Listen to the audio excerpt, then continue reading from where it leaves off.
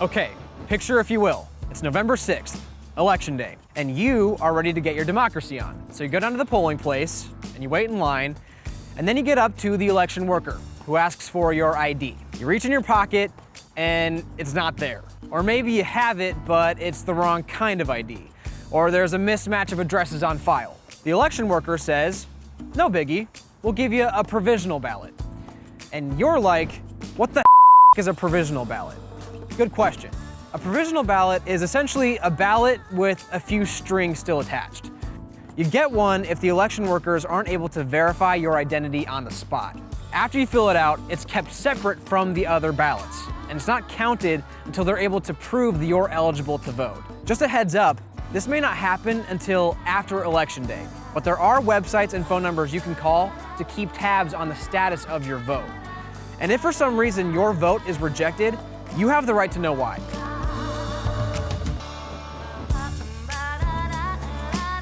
So you walk in the voting booth to do your civic duty. Good on you, by the way. You're about to fill out your ballot, but then you decide to go all 21st century on us. You take out your phone to snap that pic, but then Justin Timberlake pops in your head. Not his music, but this tweet, which he had to delete after he realized he may have broken the law. See, some states don't let you have cameras in polling places, which means that cell phones are a no-go. The good news, though, is Kentucky and Indiana are not among them, so you can snap that selfie. Just don't hold up the line.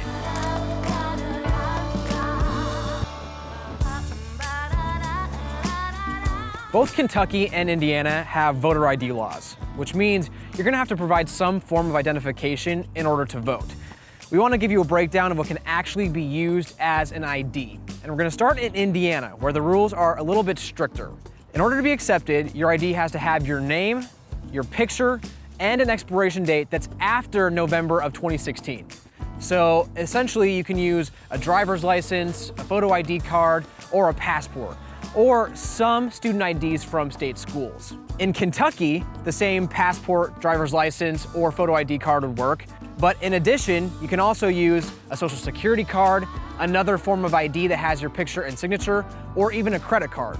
Oh, and remember, if you get to your polling place and your form of ID is for some reason not accepted, you have the right to demand a provisional ballot to fill out. And if you're wondering what the heck that is, head to our website.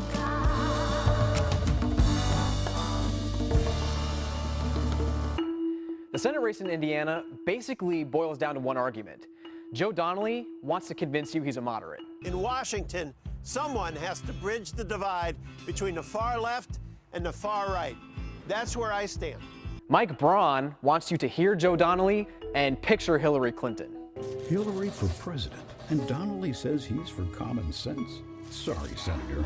Let's ignore the ads altogether and hone in on a few key issues. Recent polls show that healthcare, the economy, and immigration matter most to voters, in that order.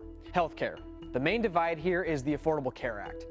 Donnelly wants it to stay, but he says he's open to strengthening some of its protections and looking into ways to lower costs. Braun says it's got to go, and he wants to opt for a market system that would let individuals and businesses look into alternative insurance plans across state lines.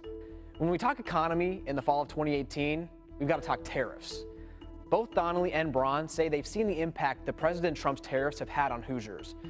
But Braun says he ultimately supports them, and he wants to see government aid to farmers while they're in place.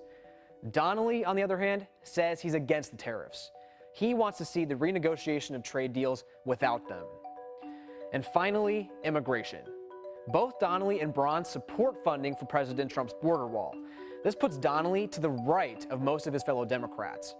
But he joins them in supporting protections for dreamers, kids who were brought across the border when they were very young. Braun does not. He says they should not be given a special path to citizenship. You can dig deeper on this election right now at whas11.com/yourvote. There have been articles and interviews, there have been hours of debates, but let's say you haven't seen them, or you're still undecided. With the calendar almost at November 6th, we're putting 60 seconds on the clock. Both candidates, Greg Fisher and Angela Elite, have 1 minute to make their final case to you. We flipped a coin, and Angela Elite's up first. It's time for new leadership in Louisville. We've had 8 years of old ideas. I bring to the table the opportunity for fresh ideas, new innovation, constructive disruption, so that we can have a better Louisville. We know that first year of this mayor, there were 48 murders, and last year there were 107. We've got triple the overdose deaths, and we have 2 FBI investigations. We simply can't keep going in this direction. It's time for a change. I'm qualified to do the job. I've served as an engineer, a first responder.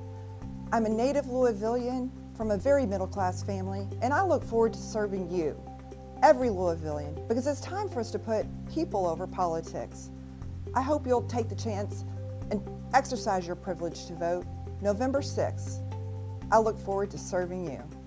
All right, now it's Mayor Greg Fisher's turn. It's a great honor to be your mayor, and I've never been more hopeful about the future of our city. When you look all around, you see tremendous renewal taking place, $13 billion of investment, 80,000 new jobs, 2,700 new businesses, over $40 million in affordable housing. So progress is taking place everywhere. Our team has demonstrated that we can set big goals, but also take care of the small details. But I'm not satisfied. When you think about the next 4 years, we'll continue to build on all the investment that you see taking place throughout our city. People from all over the world are saying Louisville's that next breakout city. And we'll surround our kids with whole child services so that we can close the achievement gap. And at the end of high school, there's a promise scholarship to pay for skills attainment or a degree completion as well. So we have so much more to do. We've demonstrated that we can do it together. And with your help, we will keep Louisville moving forward. So I'd appreciate your vote on November the 6th. And there you have it, their final appeals to you, the voters. Election day is upon us, so you can brush up on the candidates and the election process right now on our website. Back to you.